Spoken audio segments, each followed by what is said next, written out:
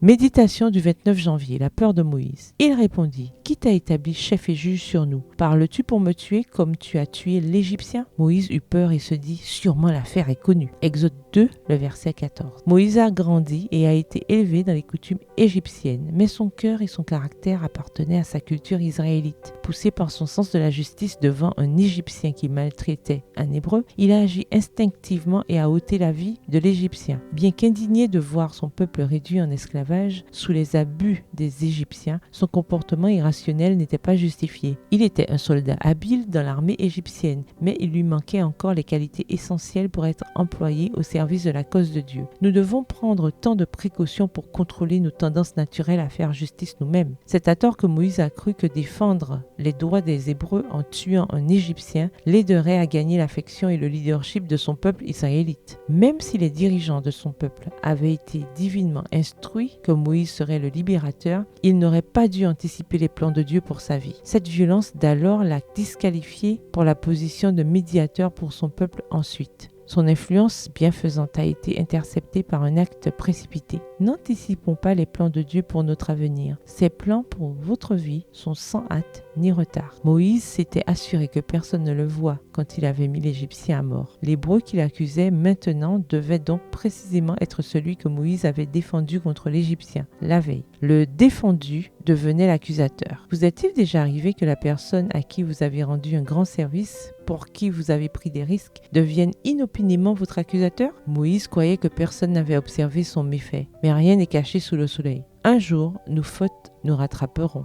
Maintenant, détesté des Égyptiens, rejeté des Juifs, hanté par ses peurs et sa mauvaise conscience, Moïse n'avait d'autre choix que de fuir comme un fugitif de la justice. Habitué au luxe de la cour, il devait maintenant faire face à une vie de privation et de danger dans le désert. L'usage de la force physique ne nous rend pas aptes au service. Bonne journée et que l'Éternel vous bénisse.